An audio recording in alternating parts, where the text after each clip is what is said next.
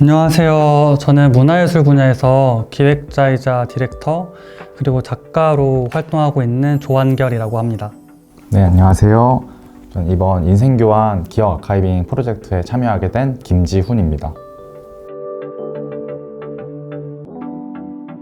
기업 아카이빙 인생교환 프로젝트는요, 청년 감독들의 시선을 담아서 카메라 안에 어르신들의 삶과 기억을 담는 프로젝트입니다. 이때의 아카이빙은 단순하게 사실적인 정보만을 기록하는 것이 아니라 어르신들이 느꼈던 감정과 기억, 그 감각적인 영역들을 전반적으로 대화를 나누면서 담는 프로젝트입니다. 저희는 사실 학부 시절에 생물학을 전공했어서 꽤 오랜 시간 알고 지낸 사이였는데요. 그러다 보니까 좀 더 믿고 신뢰하는 과정 안에서 서로 피드백을 줄 수 있는 시너지를 기대하고 있어요. 사실 이 프로젝트가 개인들의 역사를 모두의 역사로 만들어내는 섬세한 과정이 필요한 만큼 서로가 디테일한 부분을 고려해 주는 게 굉장히 중요하다고 느꼈어요. 그래서 짧은 시간 동안이지만 섬세한 연출들이 나올 수 있지 않을까 기대하고 있습니다. 베트남 천정 용사분들이 가진 기억들이 굉장히 단편화되어 있다는 것을 느꼈어요. 항상 뭔가 용사로서의 자랑스러운 모습만을 보여야 된다든지 정말 많은 기억들이 있을 텐데 그것들이 뭐 복합적이고 작층적으로 보여지는 게 아니라 단편화된다는 점이 좀 매우 아쉬웠어서 이 부분들을 제가 좀 더 어르신들과 대화를 나누면서 아카이빙으로서 담을 수 있지 않을까 이런 생각을 가지고 지원을 했습니다. 할아버지가, 외할아버지, 친할아버지가 제가 어렸을 때 돌아가셔서 할아버지는 저희 서예학원 훈장님밖에 없으셨는데 저한테 그분은 좀 멋진 어른이시고 위엄이 있으신 분이셨는데 어느 날은 우편이 한번 왔었는데 그 우편을 받고 엄청 우시더라고요. 거기에 적힌 글자를 봤을 때 좀 참전용사라는 단어가 있었는데 그렇게 저한테 멋진 어른, 좀 위엄 있는 어르신 분이 아픔을 가지게 된 계기가 궁금하기도 하고 좀 더 알아보고 싶어서 이번 프로젝트에 지원하게 되었습니다. 1014단 이제 노무자 부대 최진성 할아버지를 인터뷰를 했었는데요. 저는 이 인터뷰를 하기 전에 1014단에 대해서 잘 몰랐어요. 그분들은 이제 인생을 바쳐서 저희를 위해 희생을 하셨는데 저는 어렴풋이나마도 이제 그분의 인생에 대해서 잘 모른다는 거에 대한 좀 미안함이 들었고요.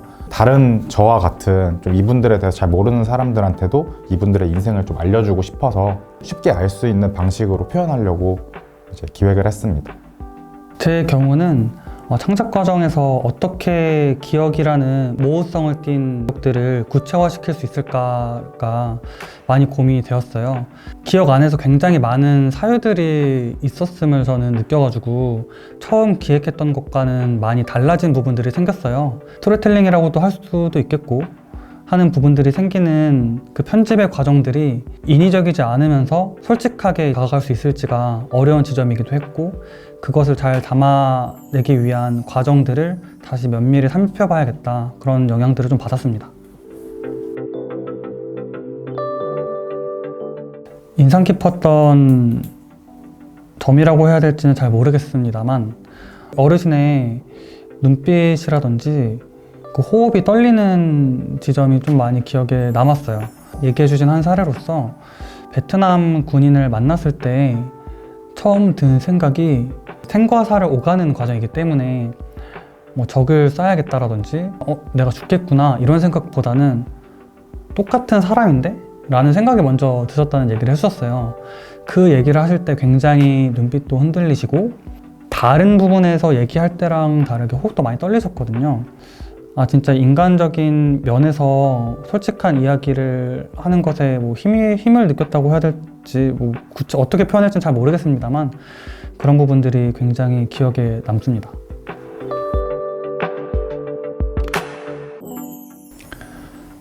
사실 끌어내고 싶은 부분들은 개인적인 욕망으로 있지만 끌어내고자 시도는 안 했었습니다. 어떻게 보면 함부로 끌어내는 게 조금 폭력적일 수도 있겠다라는 생각도 들었어요. 그리고 어르신들마다 이제 자랑스러운 기억일 수가 있고 누군가는 트라우마가 될 수 있는 기억일 수도 있고 누군가는 그 중간 지점에 어떤 복합적인 이야기일 수가 있잖아요.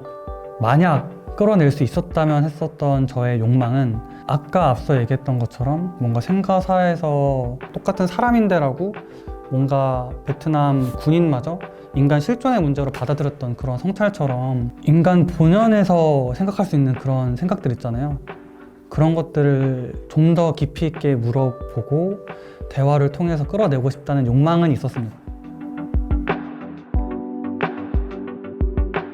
청년 감독들과 어르신들이 직접적으로 대화하는 그 과정 자체를 함께 공유하고 나눌 수 있다는 점이 세대 간의 소통을 연결시킬 수 있지 않을까 하는 기대가 되었어요. 단순하게 이제 영화를 제작하고 그것을 한번 상영하는 것에 그치지 않고 좀 더 우리의 과정들을 뭐 공유회라든지 뭐 어떤 세미나라든지 아니면 뭐 블로그 기사라든지 SNS라든지 다양한 방식으로 확장해 나가면서 좀 더 이 이야기들을 언어적으로 확장해 나가는 과정이 가능하다는 지점들이 보였어요. 그래서 그 부분들을 통해서 서로 알지 못했던 이야기들을 알아가고 서로 존중하면서 세대 간의 갈등을 좀 해결할 수 있지 않을까라는 기대를 했습니다.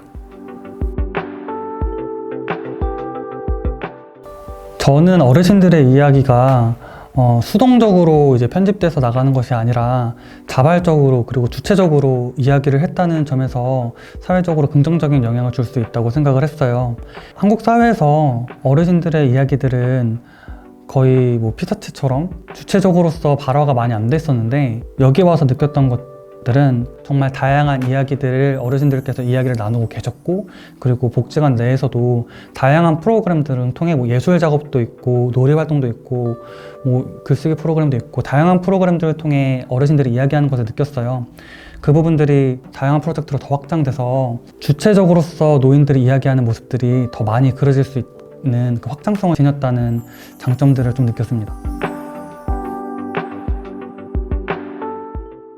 제가 생각했던 어르신의 모습하고 이제 실제 어르신의 모습하고 차이점에서 제가 생각하는 이제 할아버지에 대한 어르신에 대한 생각이 더 넓어졌다 생각을 하고요. 그러면서 좀 사람에 대한 이해도 넓힐 수 있는 기회였던 것 같습니다. 매년 그리고 뭐 연에 한 번이 아니라 좀 여러 번이 가능하다면 여러 번 계속 진행됐으면 하는 바람이 생겼어요. 어르신들의 이야기들이 너무 단편적으로만 보여지는 면들이 아니라 다층적이고 복합적으로 기억될 수 있다는 지점을 이 프로젝트를 통해서 발견을 했거든요.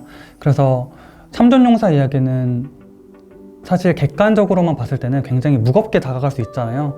이런 무거운 이야기뿐만이 아니라 소소한 일상 이야기부터 시작해가지고 어르신들은 요새 어떤 뭐 취미를 지니고 계신지 아니면 이 복지관에서의 생활은 어떤지부터 정말 다양한 이야기들 그것들 다 한 칸 한 칸 쌓아 나갈 수 있도록 이 프로젝트가 더 확장되면 좋겠다라는 바람이 좀 생겼습니다.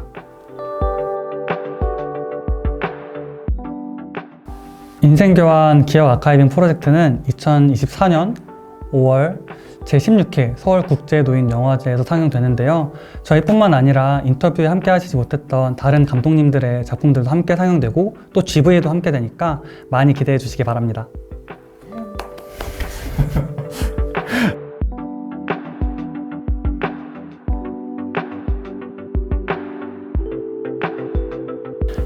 결국 나와 다를 거라고 생각하면서 너무 거리를 두려고 하기보다는 한 번이라도 마주보고 대화하고 이야기 나누는 것이 가장 중요하다고 느꼈던 프로젝트였어요.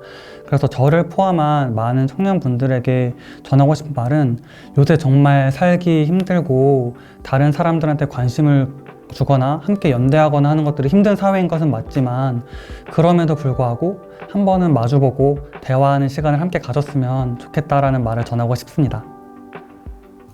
내가 생각하는 이제 다른 사람에 대한 생각이 진짜 그 사람의 모습에서 기인된 생각인지 아니면 내 안에서 증폭이 돼서 왜곡된 모습인지 한번 생각해 보셨으면 좋겠어요. 이제 그러기 위해서는 좀 그 대상에 대해서 한번 다가갈 수 있는 기회나 좀 노력을 하셨으면 좋겠고요.